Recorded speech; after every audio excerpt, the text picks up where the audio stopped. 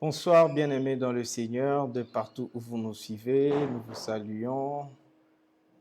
Dans les précieux noms de notre Seigneur Jésus-Christ, merci d'être nombreux à être connectés, merci d'être là, merci d'être là.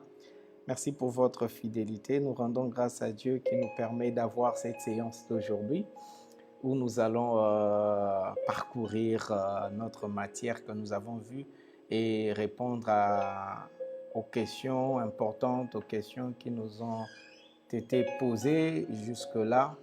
Et je crois que ça va encore nous édifier. Peut-être vous avez manqué quelque chose, peut-être un aspect vous a échappé. Nous allons parcourir ensemble cela par la grâce de Dieu et pour apporter quelques éclaircissements selon la sagesse que le Seigneur nous accorde. Donc, merci d'être là encore une fois. Nous saluons la présence de maman Gertrude Mololo à partir de la Belgique. Nous saluons Shalom Mama Wiva à partir des États-Unis, fidèle à son poste. Nous saluons la présence d'Eliezer Mukwamu. Nous saluons la présence de maman Lina qui est là. Nous saluons la présence de Daniel Kisukika qui nous suit à partir de l'Afrique du Sud. Merci d'être là, merci pour votre présence. Alors, nous allons prier pour dédier ces moments à la grâce du Seigneur. Tendre Père, nous te prions au nom de Jésus de nous inspirer par rapport à toutes les questions qui seront posées et qui ont été déjà posées. Parle-nous et inspire-nous encore au nom de Jésus. Amen. Alors, bien-aimés, nous sommes dans les questions et réponses de notre sujet sur l'Apocalypse. Il y a plusieurs questions qui ont été posées. Je ne veux pas tarder et je veux déjà répondre aux premières questions qui ont été posées. Alors, je veux les lire pour nous. Il y a une question qui a été posée. La première est celle-ci. Avant de prendre les questions d'Eliezer, Eliezer avait posé aussi une question très pertinente sur les milléniums et je vais arriver sur ça. Alors, Eliezer, ta question aura la réponse aujourd'hui. Là, nous commençons par la première question, c'est beaucoup de chrétiens, pour ne pas dire pasteurs, parlent de Job seulement en cas de souffrance, alors que la Bible commence son histoire par 4 qualités que nous avons vues. Voilà la première question, c'est-à-dire la préoccupation, c'est de savoir pourquoi est-ce que dans les prédications, pourquoi est-ce qu'on parle souvent, lorsqu'on veut nous parler de Job, on nous parle seulement dans nos prédications dans la plupart des cas. Lorsqu'il s'agit de Job, on relève simplement l'aspect où Job, la pauvreté de Job, il a été fidèle à Dieu, ensuite, ainsi de suite. Mais on ne parle pas d'autres aspects. Parfois, on montre seulement sa fidélité, on montre, mais comment dire, on parle plus comment il a tenu durant la souffrance, mais la prédication ou l'enseignement sur Job n'est pas plus présenté dans ces autres aspects. Alors, la raison est simple. La raison est celle-ci. Dans nos églises, nous ne sommes pas habitués à faire une étude systématique de la parole de Dieu. C'est ça le plus grand problème et la plus grande maladie que nous avons à l'église. Ce qui fait qu'un livre comme le livre de Job n'est pas exploité dans tous les aspects, dans tous les domaines. Vous voyez un peu, c'est ça le plus grand problème. Pourquoi est-ce qu'on ne soulève pas d'autres aspects de l'histoire de Job? Simplement parce que nous ne faisons pas souvent des études systématiques et approfondies de ce qui est écrit dans la Bible. Parce que c'est lui qui se donne la peine, par exemple, tel qu'on l'a fait pour le livre d'Apocalypse, où nous n'avons pas étudié les livres d'Apocalypse juste de manière un peu, quel est le terme que j'aimerais utiliser, de manière superficielle, juste pour tirer une prédication. Non, nous n'avons pas étudié les livres d'Apocalypse juste pour tirer une prédication, mais nous avons étudié les livres d'Apocalypse pour en tirer la matière. Quel est le message de Dieu qui est contenu dans ces livres-là, sous différents angles, différentes choses. On va seulement prendre, souvent les prédications, c'est quoi? Les pasteurs ou le frère qui exhorte, il prend un texte et quand il prend un texte, il vous présente en fait ce qu'il a pu tirer de ces textes-là comme leçon, sans pour autant aller dans une étude systématique du message global qu'il y a dans les livres ou dans le chapitre. Alors, faute d'études bibliques approfondies, faute de pouvoir tirer les leçons qu'il faut dans un texte, c'est comme ça nous avons beaucoup de lacunes, non seulement pour les livres de Job, mais aussi pour beaucoup de livres. Par exemple, je prends les livres de Malachie. Tout ce que les gens savent, la majorité des chrétiens sur Malachie, c'est quoi? Malachie 3.10, qui concerne les dîmes et les offrandes. On tire juste un élément qui va nous servir pendant un moment, mais on oublie le reste. Un autre livre que je peux prendre, c'est une autre histoire que je peux prendre, c'est quelle histoire? Par exemple, les livres de Daniel. Les livres de Daniel. Souvent, quand on prêche sur les livres de Daniel, qu'est-ce qu'on prêche? On se limite juste à la première partie où Daniel et ses amis n'ont pas voulu manger à la table du roi. On parle de l'histoire de la fosse au lion. On parle de l'histoire de la fournaise ardente. On oublie tout le reste. Et vous allez voir que les chrétiens ne sont pas habitués aux autres chapitres du livre de Daniel, par exemple. Qu'est-ce qu'il y a comme message? Qu'est-ce qu'il y a? Pourquoi? Parce qu'il n'y a pas des études approfondies, des études poussées avec l'objectif d'apporter la connaissance de la révélation qu'il y a dans ces livres-là. Alors, je vous encourage à partager parce qu'il y a beaucoup de gens qui nous suivent, qui ont parfois des questions ici et là, à partager afin qu'ils posent leurs questions et que nous y apportons des réponses. Vous comprenez un peu? Ça, c'est la première réponse. Pourquoi est-ce que les livres de Job, on se limite à enseigner juste un seul aspect et on oublie les autres? Simplement parce que la plupart des livres bibliques, les gens se focalisent juste sur le bullet point, comme on le dit en anglais, les points saillants, et on oublie tout le reste comme si les autres n'étaient pas importants. Alors, les conseils que je vous donnerai à vous, c'est de faire quoi? Désormais, de vous appliquer à l'étude biblique. C'est pourquoi dans notre programme d'enseignement en ligne ici, nous allons livre par livre, nous allons sujet par sujet, nous allons aspect par aspect pour ressortir les éléments nécessaires afin que les enfants de Dieu connaissent les Écritures. La Bible déclare ceci: vous connaîtrez la vérité et la vérité vous affranchira. La Bible ne dit pas que vous connaîtrez les prédications. La Bible ne dit pas que vous connaîtrez, je ne sais pas, de sujet, mais vous connaîtrez la vérité. Et qui dit la vérité, nous avons la vérité dans la Bible. Et ce qui est écrit dans la Bible, ce qui est écrit dans la Bible constitue la vérité. Et nous devons lire, connaître et comprendre la vérité qui est écrite dans la Bible. C'est comme ça. Les enfants de Dieu seront libérés, vivront pleinement la vie en Christ. Je crois que cet aspect-là est clair. La deuxième question à laquelle je vais répondre, c'est celle-ci. Il y a cette question qui dit ceci. La deuxième question dit: comment se procurer les livres d'Enoch? Parce que j'en ai parlé, j'en ai évoqué, pas seulement j'en ai parlé, mais la Bible en parle. Et je crois que c'est important d'en voir. J'en ai parlé parce que la Bible en parle. Et c'est important que vous l'ayez. Alors, celui qui veut avoir la portion des écrits d'Enoch, moi je l'ai parcouru de bout en bout. Il n'y a rien d'hérétique, il n'y a rien qui contredise ce qui est dans la Bible. Au contraire, ça vient confirmer ce qui est dans la Bible et ça ajoute des éléments complémentaires ou supplémentaires.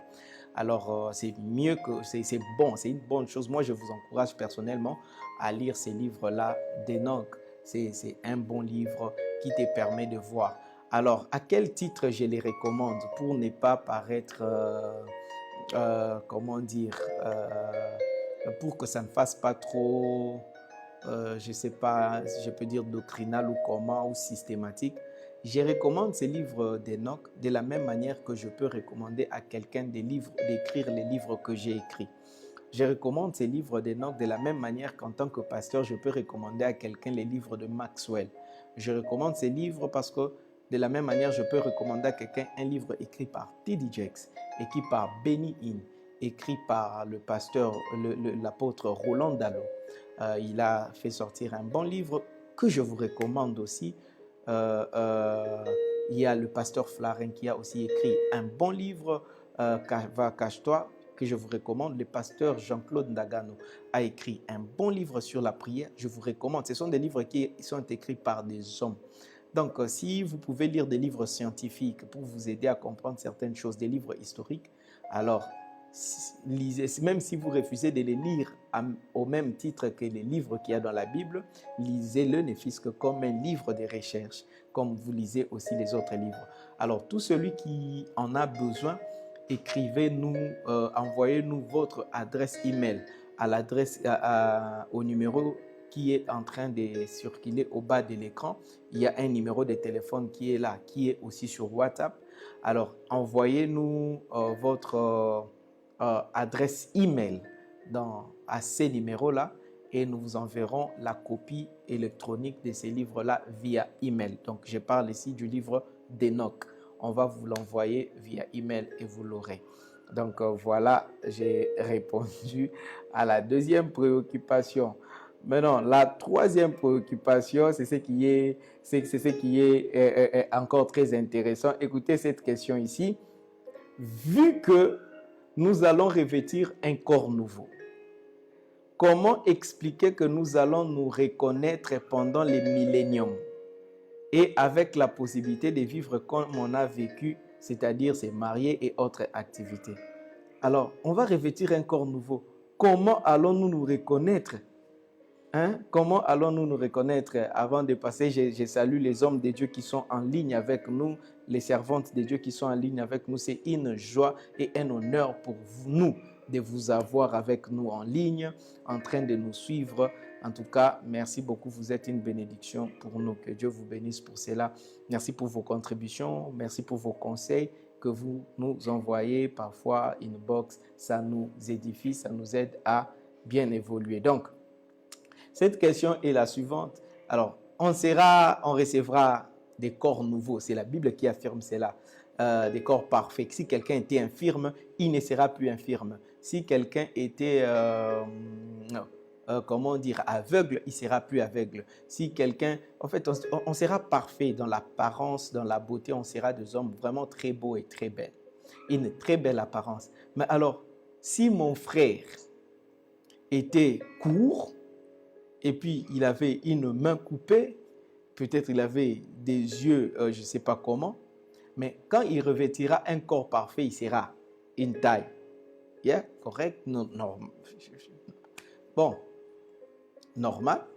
Quelqu'un qui était très élancé aussi, on va le mettre dans une taille normale. On aura des tailles qui sont sans défaut, parfait au fait.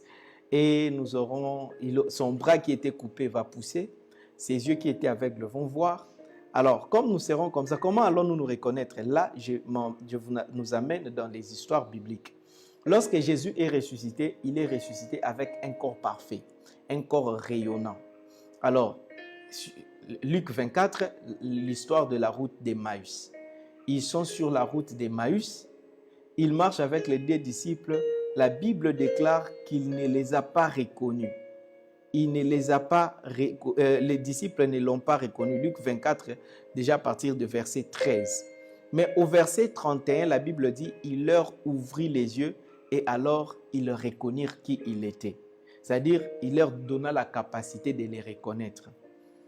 Voyez un peu, ils ont reconnu Jésus qui avait reçu ces corps-là glorieux après la résurrection.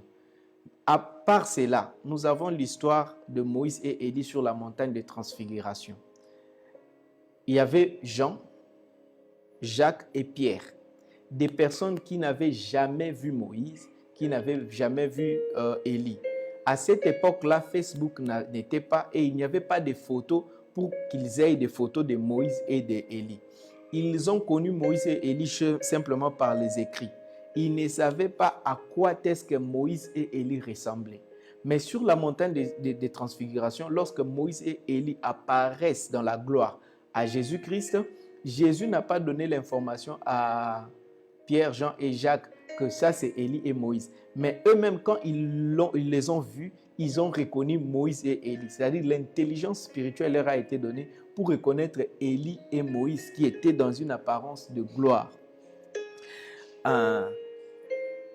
Donc c'est comme ça Jésus-Christ, et c'est comme ça nous aussi nous allons nous reconnaître. C'est une intelligence renouvelée aussi. Tu vas connaître que... D'ailleurs, pire encore, non seulement tu vas reconnaître les personnes que tu connais, tu reconnaîtras même les personnages bibliques que tu ne connais pas.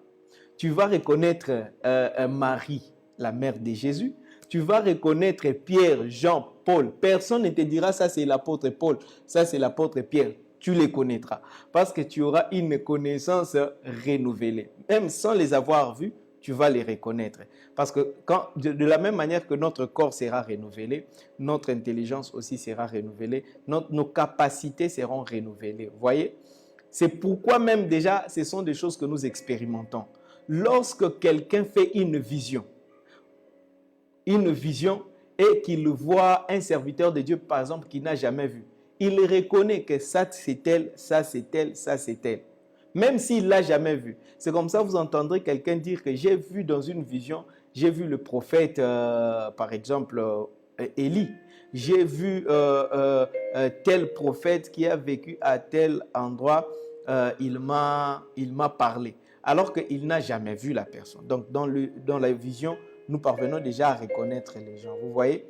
Donc, c'est comme ça, c'est une intelligence spirituelle, c'est une intelligence divine que nous recevrons et nous allons reconnaître les gens. Alors, il y a une question qui a été posée encore. Cette question-là dit quoi? Mais quand nous serons là-bas, imaginez que je me suis marié. Si Eliezer est là, il peut reposer sa question encore. Il y a quelqu'un qui dit, alors, j'étais marié sur la terre à ma femme. Et puis, il arrive que ma femme meurt ou bien moi je meurs. Et le remariage est autorisé dans la Bible. Je me remarie ou je me remarie à 1, 2, 3, 4. Mais qu'est-ce qui va se passer lorsque nous nous retrouverons là-bas? Parce que nous allons nous reconnaître. Est-ce que j'aurai toutes ces femmes-là comme étant mes femmes à moi? Ou bien, qu'est-ce qui va se passer? Ou bien, quelqu'un d'autre a dit, bon, et si alors, moi, j'avais mon épouse, on s'est mariés et puis on a divorcé. J'épouse une autre femme, lui aussi il épouse un autre homme. Alors, quand nous allons nous retrouver là-bas, ou bien elle se marie plus jamais, moi je me marie à une autre femme. Et là, alors quand on va se retrouver là-bas, qui sera mon épouse? Ça, c'est la question qui m'a été posée. Vous voyez que c'est une question qui semble difficile, hein? Oui, si nous regardons dans une perspective humaine des choses. Mais la réalité est celle-ci. Lorsque nous nous retrouvons, avant d'abord d'aller au millénium sur la terre pour vivre en tant que des hommes, nous irons d'abord au ciel. Et quand nous irons au ciel, la Bible déclare qu'il n'y aura pas de mariage, il n'y aura pas de ceci, il n'y aura rien. Il n'y aura absolument rien à ces moments-là. Quand nous irons au ciel, nous serons des saints. Ah, gloire à Dieu. Gloire à Dieu. Mama Wiva nous dit qu'il a suivi les pasteurs SP en live et il a parlé de ce que nous avons enseigné sur les millénaires. Gloire soit rendue au Seigneur. Vous voyez, c'est comme ça que je ne cesse de vous dire que la vérité, moi je ne peux pas être l'unique personne à avoir la vérité. Non, non, non. Cette vérité, elle est de Dieu. Et c'est impossible qu'un seul homme soit l'unique à posséder la connaissance. Non. C'est pourquoi tout ce que je vous dis ici, tout ce que je vous enseigne ici, tout homme de Dieu qui est rempli du Saint-Esprit, s'il n'a pas encore reçu la révélation, il découvrira que c'est la vérité. Parce qu'il va le vérifier dans les Écritures. Et il y aura un autre homme sans me suivre. Il en recevra la révélation, il en recevra aussi l'inspiration et il va enseigner les mêmes choses comme si on était ensemble. C'est comme ça qu'on reconnaît une vérité qui vient de Dieu. Il y aura toujours un témoin quelque part. Il y aura toujours quelqu'un quelque part qui en parlera de la même manière, puisant de la même source. Puisant de la même source. C'est pourquoi quand quelqu'un vous amène une doctrine que vous ne pouvez pas vérifier de vous-même dans les Écritures, c'est dangereux. Une doctrine qui n'est pas confirmée par un ou deux témoins devient dangereuse. Vous voyez un peu? Donc, il y a lieu d'attendre. Il y a toujours quelqu'un qui est le premier. Il y a toujours un deuxième, il y a toujours un troisième, il y a toujours un quatrième. Parfois sans qu'ils se rencontrent, parfois sans qu'ils puissent entendre l'un l'autre. Donc, lorsque nous serons là-bas, voilà, quand nous serons en vacances là au ciel, quand nous serons pendant ces moments-là des jugements, que chacun reçoive sa récompense, c'est là que le travail se fera pour que nous ayons l'intelligence divine, pour que nous ayons la compréhension divine de certaines choses, notamment sur le mariage et sur le reste, de telle sorte que chacun restera avec la femme dont Dieu a reconnu l'alliance. Parce que peu importe le nombre de femmes que tu as, il y a une d'entre elles dont l'alliance est reconnue et acceptée devant Dieu et Dieu le considère comme ça. Et les autres là, même si tu les as mariées légalement, dans le sens où la première épouse était morte et puis tu as la deuxième. Écoutez, Dieu dans sa science et dans son intelligence, il va trouver le moyen de résoudre cela. Il n'y aura pas de polygamie parce que Dieu a créé un homme pour une femme. Dieu va résoudre cela, il va trouver quelqu'un pour cette femme-là et il va trouver quelqu'un pour cet homme-là. C'est-à-dire, c'est Dieu qui va les résoudre. Et il n'y aura pas de contestation, il n'y aura non plus de sentiment de regret. Pourquoi? Parce que nous connaîtrons, Dieu nous donnera la révélation de connaître et de comprendre les choses dans la dimension de Dieu. Nous allons comprendre les choses dans la dimension de Dieu, de telle sorte qu'on n'aura pas de conflit. Alors, l'exemple que je donne ici pour mieux comprendre ça, c'est quel exemple? Je donne l'exemple de l'intelligence renouvelée. Comment ça opère? Lorsque je suis païen, par exemple, je sors avec 3 filles. J'aime ces 3 filles-là. Je sors avec les 3 au même moment. Je les aime de tout mon cœur. Et il arrive que je rencontre Christ. Quelqu'un m'évangélise, je rencontre Christ. Mon intelligence est renouvelée par la puissance de l'évangile. Déjà là, on est sur la terre. Une fois mon intelligence est renouvelée, je vais aller vers ces filles-là et leur dire, je ne peux plus continuer avec vous. Je n'aurai pas de regrets dans mon cœur. Mais puisque mon intelligence est renouvelée, je comprendrai que je dois me séparer d'elles. De la même manière, si j'étais polygame, cela est déjà arrivé avec plusieurs femmes qui étaient deuxième bureau, mariées aussi par un homme, deuxième bureau, on a versé la dot et consort. Mais elle va à l'église, on lui prêche l'évangile et son intelligence est renouvelée par rapport à la parole de Dieu. Déjà là, on est sur la terre. Mais avec cette intelligence renouvelée, elle comprend que ce mariage ici n'est pas le mien. Elle quitte ce mariage-là et elle retrouve la paix. Et elle laisse les maris là et elle continue sa vie. Vous voyez, si déjà sur la terre, la parole de Dieu peut renouveler notre intelligence et nous rendre capables d'abandonner déjà certaines choses et de ne pas suivre les émotions et les sentiments, au ciel, maintenant, nous recevrons cette révélation-là parfaite. Nous aurons cette intelligence renouvelée de manière totale. De telle sorte que ces choses-là seront comprises simplement. Et quand nous descendrons maintenant pour vivre dans le millénium, chacun sera avec sa femme, chacun sera avec son homme et ça sera la joie. Vous comprenez? C'est la raison pour laquelle Jésus-Christ voulait assez que les hommes soient sauvés avec leur famille. C'est l'apôtre Paul qui dit, crois au Seigneur Jésus-Christ, tu seras sauvé, toi et ta famille. Vous comprenez? Toi et ta famille. Et chaque fois que le Seigneur sauvait quelqu'un, il envoyait cette personne-là aller rendre témoignage vers le sien. Vous voyez un peu. Pourquoi? Parce que si ceux de ta famille ne sont pas sauvés, dans les milléniums, tu auras beaucoup de regrets de voir qu'un grand nombre de membres de ta famille sont en enfer et toi, tu es sauvé. Ça peut être ton mari, ça peut être ton épouse, ça peut être tes enfants. Nos familles vont continuer et nos enfants seront toujours nos enfants Et parce que nous allons continuer sur la terre. Alors, c'est pourquoi c'est important de prendre soin de sa famille. Si la famille n'aurait pas à continuer dans l'éternité, Dieu n'allait pas donner autant d'importance dans la famille en disant ceci. C'est lui qui ne prend pas soin des siens, spécialement ceux de sa famille, est pire qu'un infidèle. Vous comprenez? Parce que tu ne sais pas ce que tu es en train de faire. Les soins de la famille commencent d'abord à les amener au Seigneur. Vous voyez-vous? Et c'est important que vous sauviez vos membres de famille. C'est important que vos fils, vos enfants soient sauvés. C'est important parce que nous serons avec eux et nous allons nous reconnaître. Sinon, les saluts perdent tout son sens, les saluts perdent tout son goût, allais-je dire. Donc c'est comme ça, c'est important. Et c'est dans cet état-là que nous vivrons dans le millénaire. Il n'y aura pas de confusion. Alors vous qui êtes en ligne, vous pouvez poser des questions. J'aimerais maintenant recevoir des questions de ceux qui sont en ligne et auxquelles je vais répondre. Waouh, c'est formidable, c'est formidable, c'est formidable, c'est formidable. Avant que je ne prenne d'autres questions qui ont été posées en avance, je veux que vous qui êtes en ligne, posiez des questions. Je te salue, mon frère, homme de Dieu, Daniel Sandé.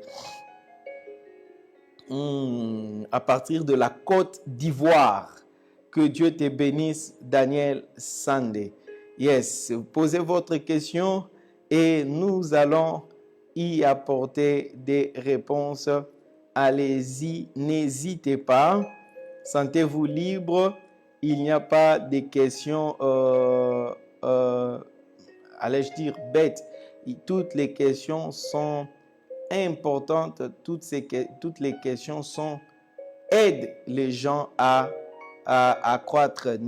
Posez la question, tout ce qui vous vient à l'esprit par rapport à ce qui a été enseigné ou une question qui vous trouble un peu, vous voulez en avoir l'éclaircissement, allez-y, je vous écoute avant que je ne prenne une question que je vais prendre juste comme juste comme un bridge, quoi.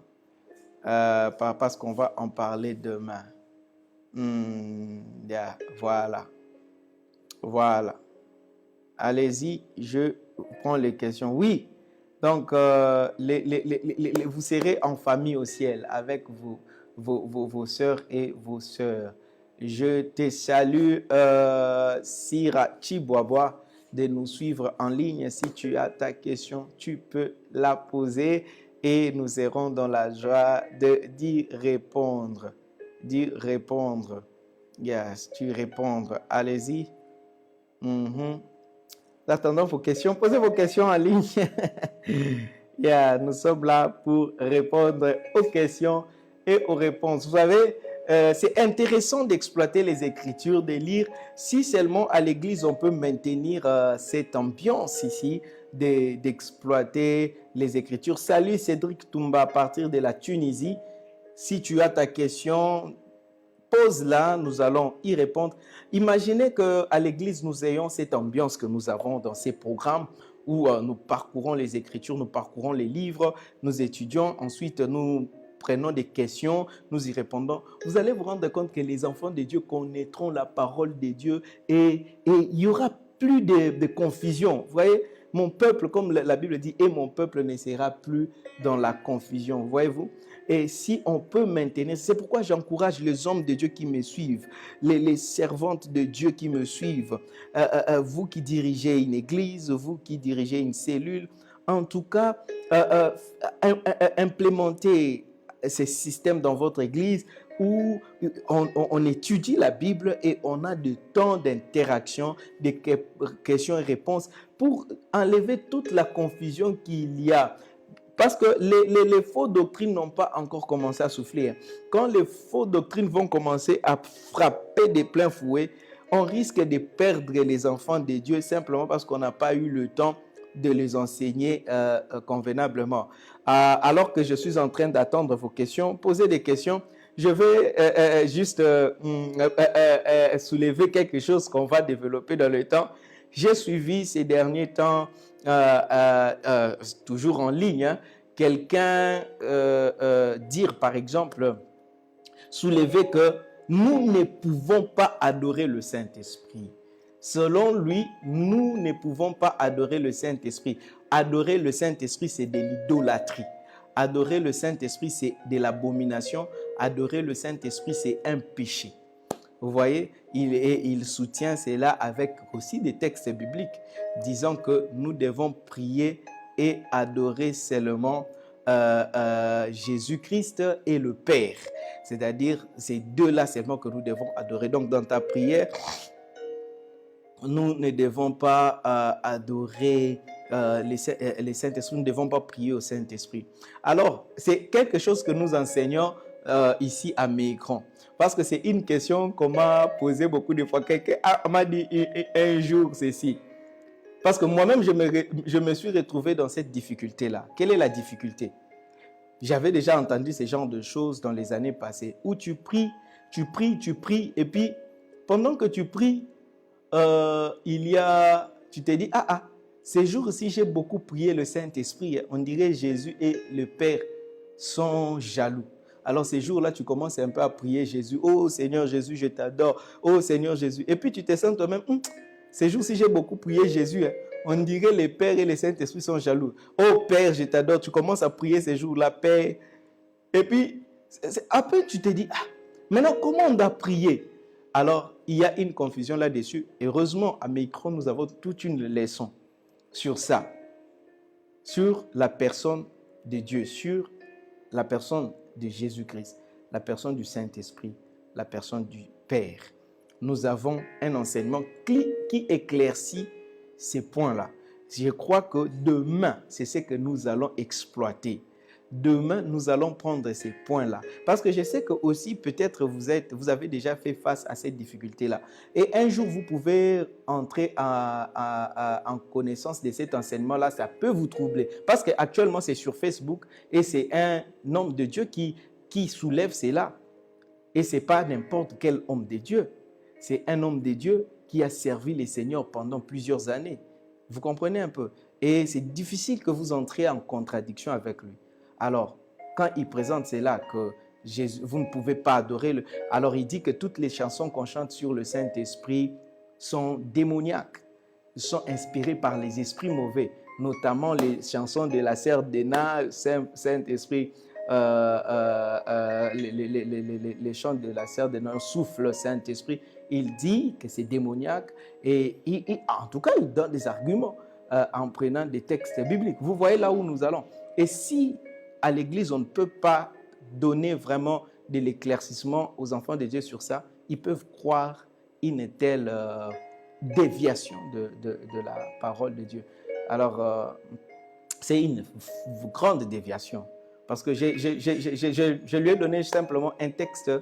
La Bible dit ceci: tu adoreras les seigneurs ton Dieu et tu les serviras lui seul.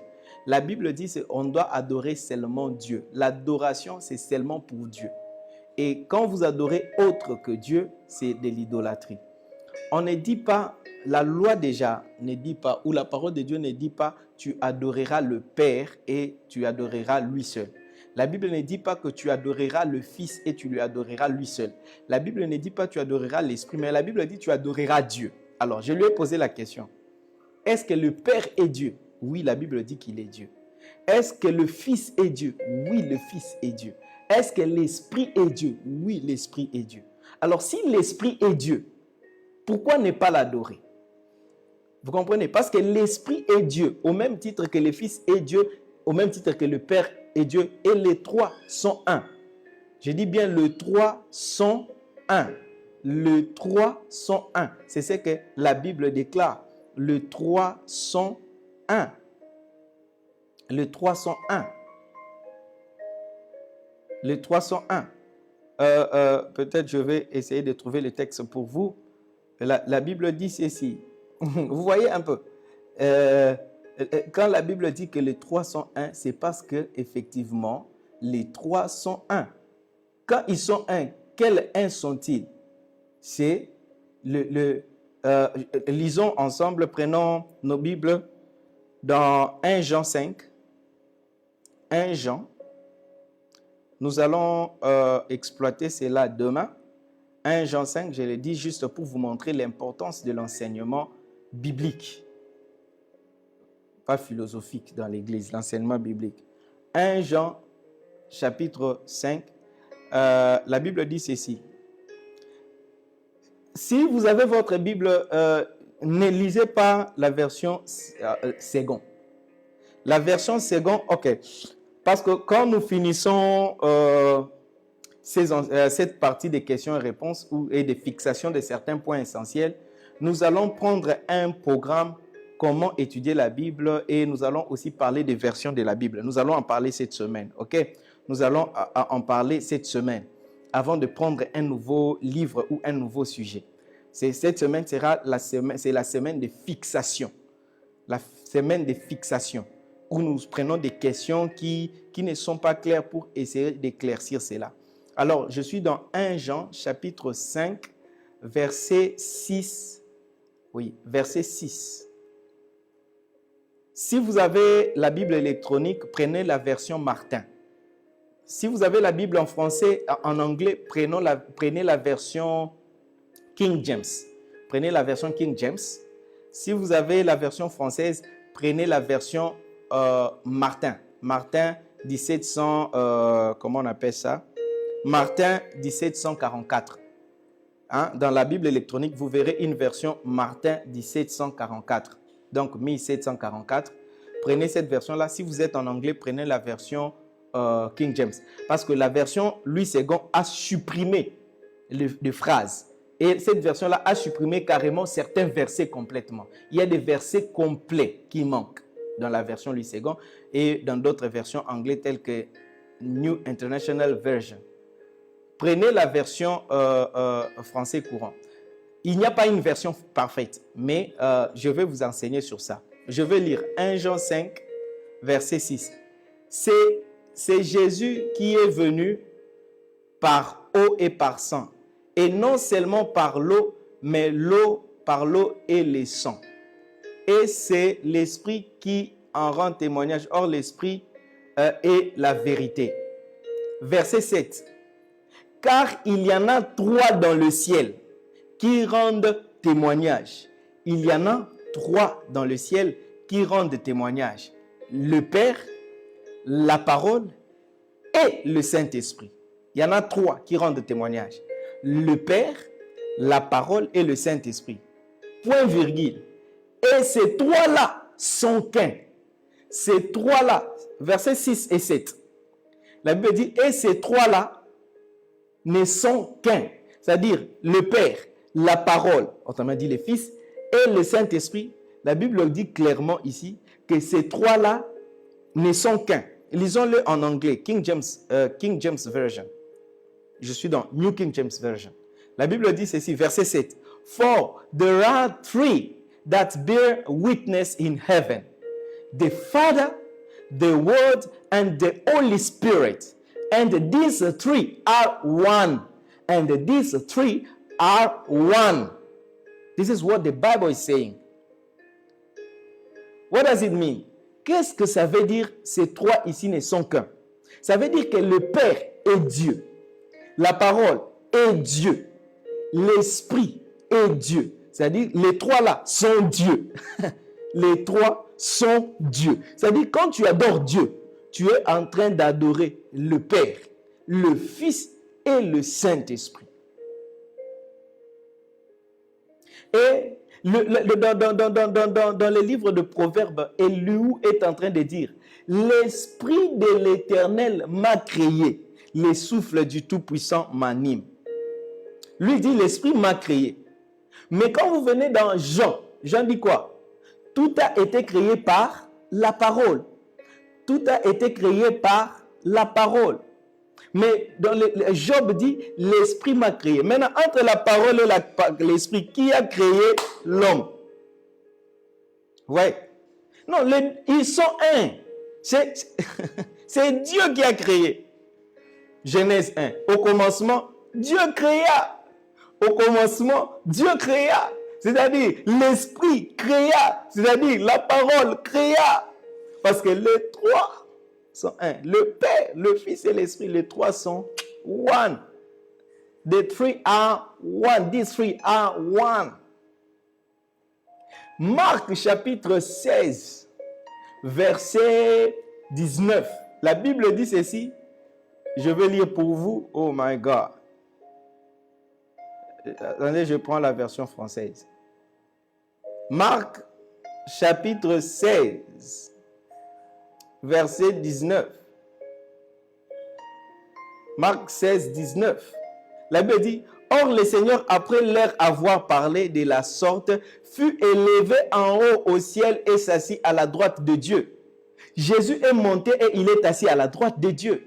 Mais ce même Jésus-là avait dit ceci, « Il est avantageux que je m'en aille, afin que vienne l'Esprit, le Consolateur. » Afin qu'il vienne, que le Consolateur vienne. Donc la Bible affirme au verset 19 ici que Jésus est allé s'asseoir où?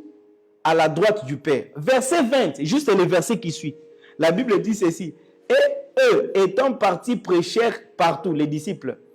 Et le Seigneur coopérait avec eux. Ça, c'est la version Martin.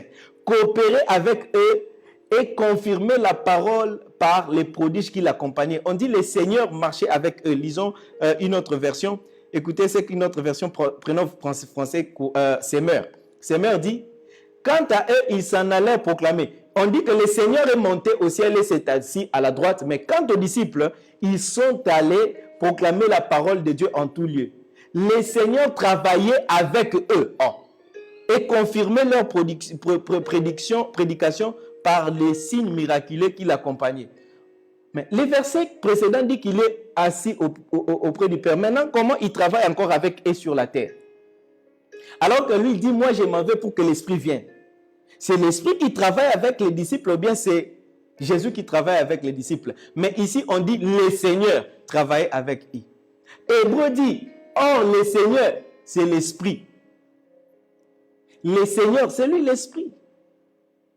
Est-ce que vous comprenez ça? De parce que les trois sont un. Et si vous vous embrayez dans les logiques humaines, vous vous perdez parce que vous refusez de croire ce que la parole dit. Jésus lui-même dit, moi et le Père, nous sommes un. Ça veut dire, moi et le Père, nous sommes Dieu. Moi et le Père, nous sommes Dieu. Nous sommes un. C'est-à-dire, le Père, ce n'est pas un autre Dieu. Et puis moi, c'est un autre Dieu. L'Esprit, c'est un autre Dieu. Non, non, non, non, non. Le Père, c'est Dieu. Moi, c'est Dieu. L'Esprit, c'est Dieu. C'est Dieu qui se manifeste dans ces trois dimensions, mais c'est Dieu. C'est Dieu. C'est comme l'eau. C'est comme l'eau. Quand vous avez de l'eau, que ce soit à l'état liquide, c'est toujours H2O. Que ce soit à l'état gazeux, c'est toujours H2O. Que ce soit à l'état solide, glace, c'est toujours H2O. Les trois sont un. C'est-à-dire, l'eau, c'est la même eau. Les H2O, c'est le même H2O. Mais le même H2O peut se manifester comme un gaz, vapeur. Mais c'est toujours le H2O. Le même H2O peut se manifester comme liquide. C'est toujours H2O.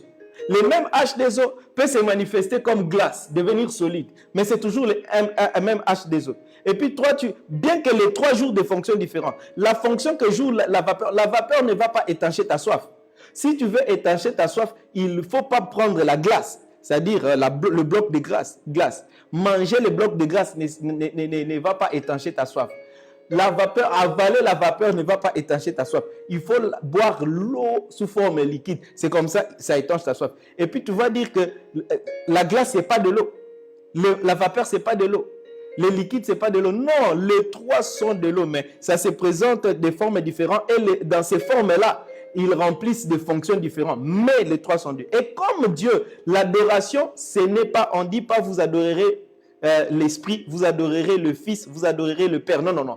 Vous adorerez Dieu et Dieu seul. Or, le Père est Dieu, le Fils est Dieu, l'Esprit est Dieu. Donc, quand vous adorez le Saint-Esprit, vous adorez Dieu. Quand vous adorez le Fils, vous adorez Dieu. Quand vous adorez le Père, vous adorez Dieu. Mais le Père, le Fils et le Saint-Esprit sur la terre, en cette dispensation, portent un nom, Jésus-Christ. Nous allons parler de ça demain en profondeur. Est-ce que vous comprenez cela? Posez vos questions, nous allons voir. Demain, Ne manquez pas parce que nous allons aborder cette question. Écoutez, la Trinité n'existe pas dans la Bible, l'unitarisme aussi n'existe pas dans la Bible. Ce sont des mots que vous trouvez. Quand on parle de la Trinité, c'est un mot qui n'existe pas dans la Bible. Comprenez bien ce que je suis en train de dire. Et quand on parle de l'unitarisme, ça n'existe pas dans la Bible. Mais ce que nous trouvons dans la Bible, nous trouvons qu'il y a un seul Dieu qui se manifeste, qui a donné des révélations dans ces trois dimensions pour des fonctions précises. Il n'y a pas à prendre la position, moi je suis unitariste, moi je suis trinitaire. Ça n'existe pas ces choses-là dans la Bible. Il s'agit simplement de croire à ce que la Bible dit, point barre. Demain, nous allons entrer en cela en fond. De telle sorte que toi, tu ne sois pas de ceux-là qui se définissent comme trinitaristes ou unitaristes. Non, non, non, non. Ce ne sont pas des choses qui sont bibliques. Nous croyons à la parole de Dieu. Nous croyons à ce que la parole de Dieu enseigne. Si les gens peuvent entrer dans les ismes, unitarisme, trinitarisme, toi n'y entres pas. Demain, ça va te fixer de telle sorte que lorsque tu seras en face de quelqu'un qui se réclame unitariste, tu lui expliques simplement la Bible. Si tu te retrouves aussi en face de quelqu'un qui se réclame trinitariste ou trinitaire, tu lui expliques simplement la parole, tu défends les Écritures et non une position. Posez vos questions. Mehdi Loupini, je ne sais pas si ça c'est une question, mais il faut bien formuler, je vais répondre. Yeah. Donc vous voyez qu'il y a beaucoup de points comme ça que les gens soulèvent ici et là. Une autre chose que je ne sais pas si vous avez déjà entendu quelque chose de bizarre aussi soulevé ici et là, vous pouvez les soumettre ici alors que nous y sommes. Nous allons les toucher, nous allons essayer d'apporter la lumière. Donc s'il y a quelque chose qui vous dérange, n'importe quoi qui vous trouble par rapport à une interprétation particulière des Écritures qui vous a un peu dérangé, lésé, j'aimerais que vous vous sentiez libre pour poser la question. Allons-y. Donc, il y a une autre chose. Un jour, j'étais allé quelque part pour suivre dans un programme d'enseignement. Alors, la personne qui enseignait, j'étais là, j'étais assis parce que j'aime l'enseignement. Je suis allé dans leur programme pour apprendre. J'étais allé pour apprendre parce qu'ils avaient un bon programme d'études bibliques. Je suis allé pour voir comment ils formulent leurs études bibliques, qu'est-ce qu'ils enseignent, afin que moi aussi je l'applique. Et ils enseignaient, le monsieur a dit, vous ne pouvez pas appeler le Seigneur Jésus-Christ grand frère. Jésus n'est pas votre grand frère.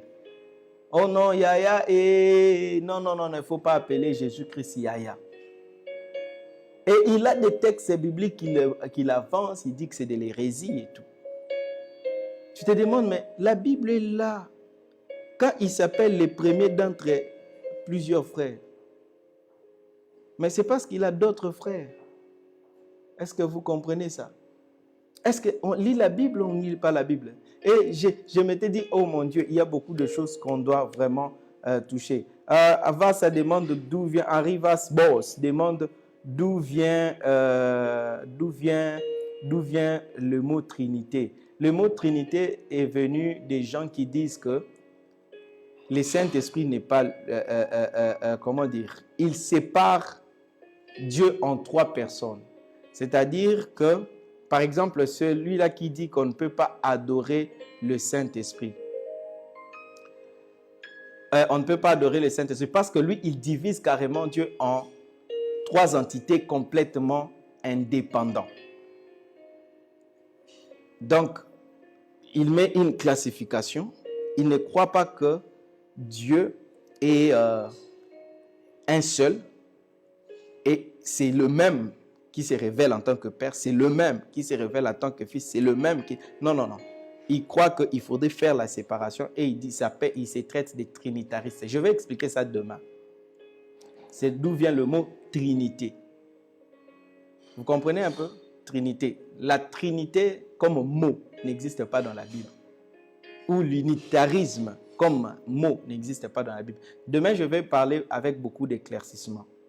Alors, il y a Mehdi Loupini qui pose sa question. Christopher Kalenga, je sais que tu as une bonne question à poser, mon frère. Mon ami, je sais que toi, tu ne peux pas manquer de questions. Christophe Kalenga, Chris Kalenga, Chris Philos, toi, tu ne peux pas, mon ami, toi, tu ne peux pas manquer de questions. J'attends ta question. Kalenga, fais-moi plaisir, pose ta question, tu l'as. Et je sais qu'en ce moment, tu es en train de rire, comme je suis en train de parler de toi comme ça. Tu ris. Toi, tu ne peux pas, toi, tu es tellement intelligent et tu poses des questions très pertinentes, mon ami. En tout cas, cette semaine, toi, tu ne peux pas manquer. Chris Kalenga, cette semaine, toi, tu ne peux pas manquer. Et tes questions, on en a besoin. Ça va aider beaucoup, mon ami. Alors, je suis content quand tu me suis comme ça. Parce que toi, tu ne laisses pas passer les faussetés. Toi, tu ne laisses pas passer les choses qui ne sont pas vérifiables et qui sont vraies. Parce que Dieu t'a donné cette capacité de réfléchir.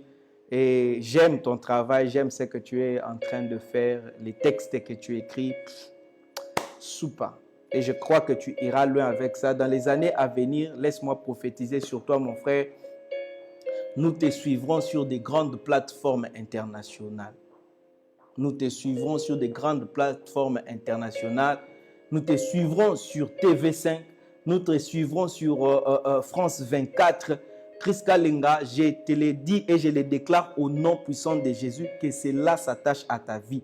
Dans les années à venir, je ne veux pas dire dans les années, dans le mois à venir, nous allons te voir sur de grandes plateformes internationales et nous allons te voir sur des chaînes internationales, que cela s'attache à ta vie au nom de Jésus. Alors, Mehdi dit, celui qui est né de Dieu ne pêche pas. Il n'y a pas de juste, même pas un seul. Pourquoi dans nos prières, les conducteurs disent maintenant, demandons pardon à Dieu parce que nous avions péché d'une manière ou une autre. Mais en quoi la nouvelle naissance est importante au sujet de péché si dans les églises, on ne croit pas que c'est possible de vivre sans péché? Si tu dis que moi, je ne pêche pas, on va te dire que tu es orgueilleux. Waouh, ça c'est une très belle question. Ok, mon frère Mehdi Loupini. Celui qui est né de Dieu ne pêche pas, et c'est vrai. Ce que tu dis là n'est pas faux. Alors, quand on dit cela, celui qui est né de Dieu ne pêche pas, la Bible veut simplement parler de péché en tant que principe qui agit dans l'homme. Principe qui agit en l'homme. Et celui qui est né de Dieu, on ne peut plus le considérer comme pécheur. Il ne marche plus dans le péché. Il ne commet pas les péchés, péché en tant que principe. Nous allons parler de ça lorsque nous étudierons les livres de Romains. Mais le livre d'Hébreux, chapitre 12, dit ceci. Débarrassons-nous du péché, de tout fardeau et du péché qui s'attache à nous si facilement. C'est-à-dire quoi? Ce n'est plus moi qui pêche, mais c'est le péché qui s'attache à moi à cause de ces corps mortels. La Bible dit par rapport au péché, à la chair, n'obéissez pas, vous comprenez, à ces désirs. Donc, le péché, c'est le péché qui s'attache à nous. Mais nous, maintenant, la Bible nous a donné la repentance pour nous débarrasser de ça. C'est-à-dire, quand un enfant de Dieu commet un péché, en soi, le péché n'a pas fonctionné en lui comme un principe. Mais plutôt à cause de la chair, c'est la chair qui amène les péchés dans ses pensées et dans son être. Et ça s'attache à toi, effectivement, et ça te suit. C'est comme ça, tu t'en débarrasses. C'est comme la saleté. Personne ne devient sale parce qu'il va chercher la saleté. Il y a des gens qui vont dans la saleté. Mais il arrive que tu dois te laver chaque jour.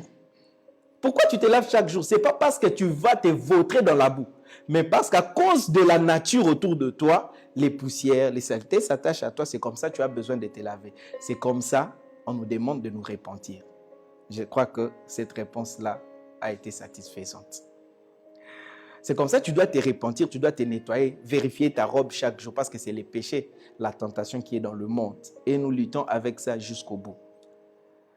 La lettre aux 7, maman, j'ai prédit, la lettre aux 7 églises nous montre que 5 sur 7 avaient la mauvaise note. Et aujourd'hui, nous représentons ces églises. Comment les églises ou individus peuvent faire face à ces pièges? Yes, pour faire face à ces pièges-là, de ne pas te retrouver dans cette église, oh my God, il faut connaître. Vous connaîtrez la vérité et la vérité vous affranchira. C'est pourquoi, à partir de dimanche prochain, nous allons commencer la leçon sur l'église. Nous allons commencer l'enseignement sur l'église afin de comprendre c'est quoi l'église du Seigneur, comment est censée fonctionner l'église du Seigneur. Parce que le diable est malin et il a introduit des virus qui ont rendu les églises imparfaites et qui éloignent les gens même du salut. C'est pourquoi nous allons étudier. Vous voyez? Nous allons étudier pour comprendre. Aujourd'hui, nous avons un problème, les enfants de Dieu, les chrétiens, ont un problème de compréhension, de connaissance. Pourquoi? Parce qu'on ne définit pas le terme. On ne définit pas le concept convenablement. C'est pourquoi nous allons étudier l'Église. Comment Jésus a décrit l'Église? Comment Jésus a défini l'Église? Comment Jésus-Christ veut que l'Église soit? Alors, ces enseignements-là te permettront d'identifier si l'Église où tu es déjà tombée parmi les 5 ou afin que tu saches comment relever ou soit comment te sauver. Et afin que tu saches si l'église dans laquelle tu œuvres actuellement est dans la vérité. L'objectif, c'est quoi? Si tu te retrouves dans une église qui est déjà tombée parmi les 5, que toi, tu sois l'élément qui relèvera cette église, qui amènera la lumière, afin que les mauvaises choses ou l'égarement qui a commencé, ou bien les sommeils qui a commencé à agir, soient ôtés. Que tu sois l'élément de réveil si tu te retrouves dans une église déjà qui sommeille. C'est ça l'objectif de cet enseignement-là. L'objectif, ce n'est pas pour que tu quittes. Parce que les chrétiens aujourd'hui ont tendance à fuir. Écoutez, je ne conseille jamais aux gens de quitter leurs églises. Je ne conseille jamais, parce que la Bible dit, n'abandonnez pas vos assemblées. Mais il y a des cas extrêmes où on te dit de quitter. Mais souvent, les gens quittent les églises, leurs églises locales, pour des choses dont ils ont la capacité d'apporter le changement. Et ça, c'est très mauvais. Ça, c'est très mauvais. Parce que toute église, là où les choses ne fonctionnent pas, ne pensez pas que l'homme de Dieu qui est là a la volonté simplement que les choses ne marchent pas. Il n'existe pas un homme de Dieu appelé par Dieu ne voudra pas, mais en tant qu'homme, il peut arriver qu'il là déjà les erreurs sont entrées. Mais dans son cœur, vous allez trouver le désir de faire l'œuvre de Dieu comme Dieu le veut. Et quitter simplement parce que vous avez constaté qu'il y a des choses qui sont mauvaises, c'est être ami du diable et être ami de celui qui détruit. C'est comme ça que j'encourage les enfants de Dieu à rester fidèles dans leurs assemblées, à être eux des éléments de changement, des éléments de réveil. C'est pourquoi les apôtres de Jésus-Christ, même après le départ de Jésus-Christ, ils n'ont jamais cessé d'aller au temple. Ils continuent à aller au temple et en allant au temple, ils ont sauvé beaucoup de personnes. Ils ont sauvé même certains sacrificateurs. Ils ont sauvé même certains scribes. Ils ont sauvé beaucoup parce qu'ils continuent. Il ne faut pas fuir. Mais Christ, Mehdi Lupini qui dit, mais Christ a vaincu les péchés à la croix. Comment nous pouvons encore lutter contre ça? Où est le travail de la croix? Ok. Christ a vaincu les péchés pour nous, pour ceux qui croient. Mais le monde, le péché est dans le monde. Les péchés. C'est pourquoi lorsque nous irons au ciel, lorsque nous irons dans l'éternité, pendant les millénaires, il n'y aura plus les péchés. Le péché est dans le monde parce que le diable est là. Mais l'œuvre de la croix concerne tout celui qui croit. Quand tu crois, tu es délivré du péché. Mais quand tu es délivré du péché, tu ne quittes pas le monde là où le péché agit encore. Tu restes encore dans le monde. Et c'est comme ça, les péchés t'affectent, mais la croix maintenant te permet de triompher du péché. La foi maintenant te permet d'enlever ces péchés-là et de triompher du péché. Ok, nous sommes déjà en train de voir ça avec notre pasteur. Vous êtes dans la même sphère. Gloire à Dieu. Gloire à Dieu. Gloire à Dieu. Écoutez, peut-être nous allons chuter par là pour conclure. Il n'y a pas un pasteur qui peut venir ici et commencer à juste vouloir que les choses ne marchent pas à l'église, vouloir que les gens restent dans l'ignorance. Si un pasteur cherche que les gens restent dans l'ignorance, c'est qu'il est serviteur du diable. Mais il y a des pasteurs, il n'est pas serviteur du diable. Seulement lui-même, il n'est pas encore arrivé à connaître certaines choses, mais il s'efforce. Lui-même, il n'est pas encore arrivé à découvrir certaines choses. Il essaie de faire du mieux qu'il peut. Et toi, tu peux être membre de l'église et puis tu es entré en contact avec quelqu'un qui a plus d'avance que ton pasteur. Tu reçois ces vérités-là. Amène-les dans ton église. Aide ton pasteur. Soutiens ton pasteur à pouvoir élever son niveau, à pouvoir réajuster ce qui ajustait. Parce que tout le monde, c'est ça. Il y a des personnes humbles, il y a des personnes... Parce que même celui qui semble connaître beaucoup, il a aussi des choses à apprendre, même de celui qui connaît moins que lui. Et c'est cette complémentarité qui agit dans l'Église, dans le corps de Christ, qui fait que l'œuvre prospère. Tu ne peux pas juste quitter l'Église parce que ton pasteur n'enseigne pas telle chose. Tu ne peux pas juste quitter l'Église parce que ton pasteur ne comprend pas tel aspect des choses de l'œuvre de Dieu. Non. Si toi, tu as remarqué qu'il ne comprend pas, aide-le à comprendre. Apporte-lui des matériels qu'il faut. Je vais vous donner un témoignage. Seulement, comme j'enseigne ici en ligne, comme j'enseigne ici en ligne, il y a une dame dont l'époux est pasteur, dont le mari est pasteur. Elle me suivait, elle m'a suivi. Ensuite, elle a constaté qu'il y a beaucoup de choses que j'enseigne qui peuvent aider leur église. Mais son mari, en tant que pasteur, ne connaît pas ça. Et il m'a contacté, il m'a appelé. Il m'a dit, voilà, mon mari est pasteur, mais il y a tel aspect qui fait défaut et tout ça, j'aimerais qu'il apprenne de toi. Est-ce que tu es prêt à les rencontrer? J'ai dit oui. Je lui ai donné mon numéro, je lui ai donné mon numéro, elle a donné le numéro à son mari. Son mari est un serviteur de Dieu humble et correct.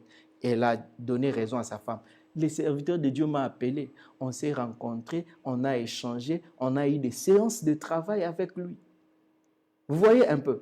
Et aujourd'hui, il est en train de continuer. Et je crois qu'en maintenant ses cœurs, il connaîtra beaucoup et il ira loin avec l'œuvre de Dieu. Moi aussi, j'apprends de plusieurs serviteurs de Dieu. J'apprends de plusieurs serviteurs de Dieu. Donc, il n'y a pas l'orgueil là-dedans. Et ne quitte pas ton église parce que tu as remarqué que ton pasteur manque quelque chose. Non, non. S'il faut lui acheter des livres, achète-lui.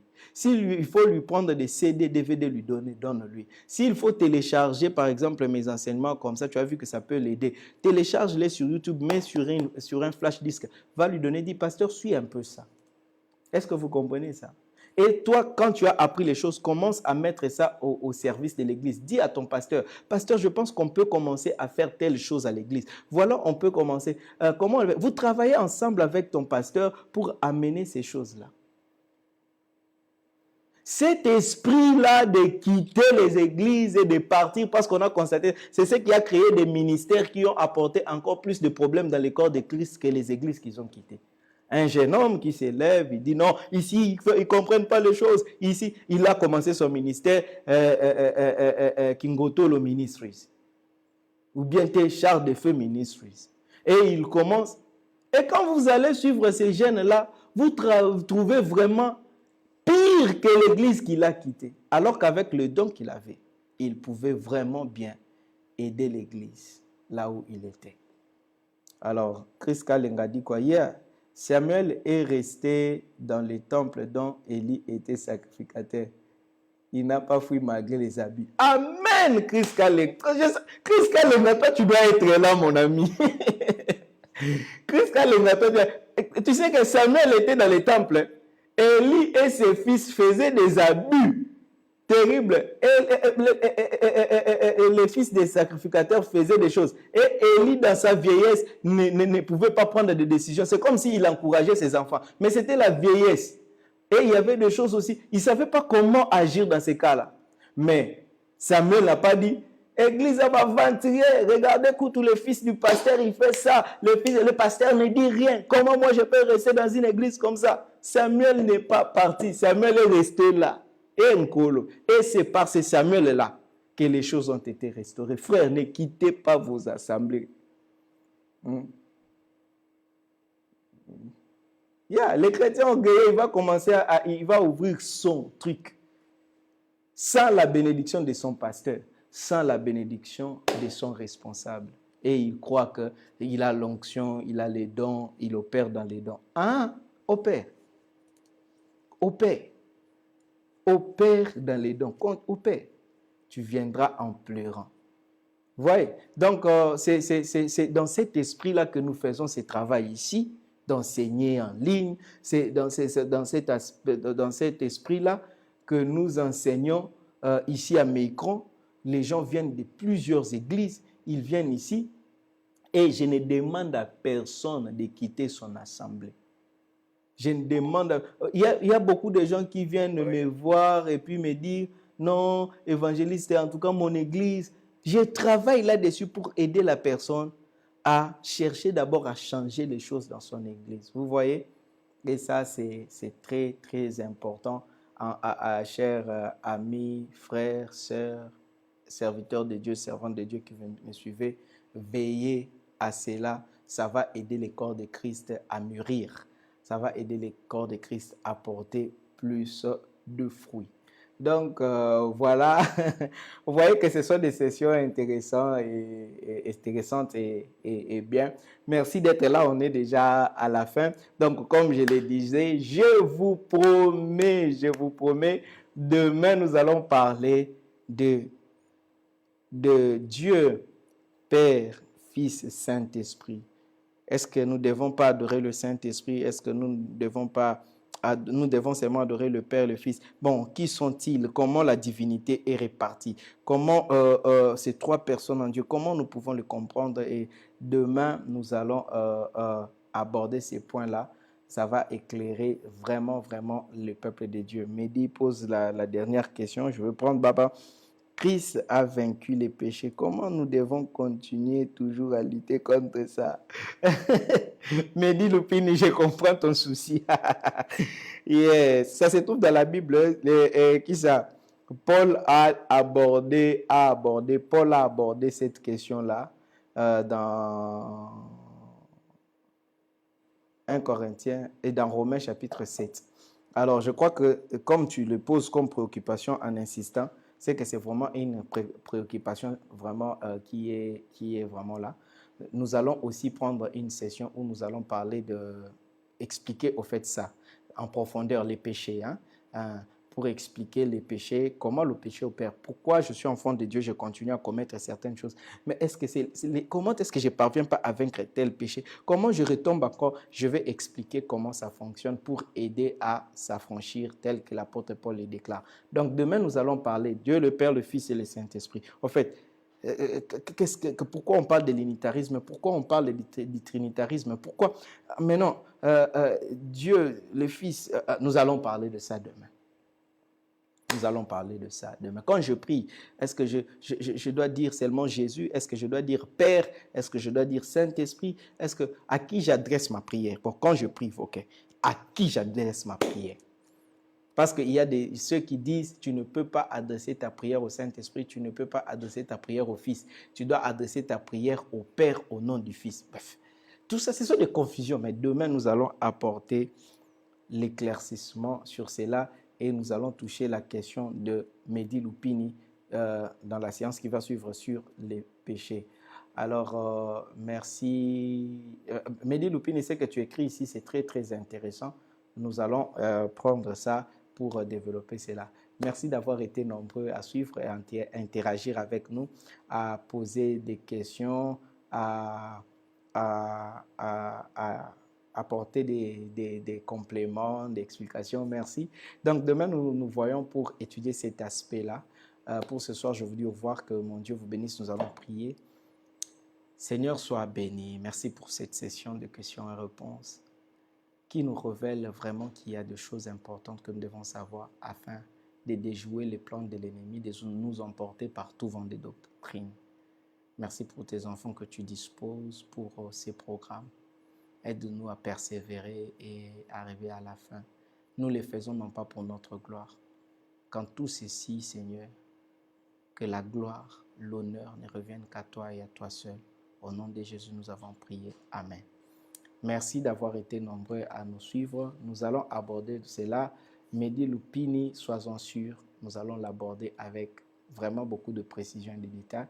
Je vous dis au revoir, que mon Dieu vous bénisse. À demain à 21h juste.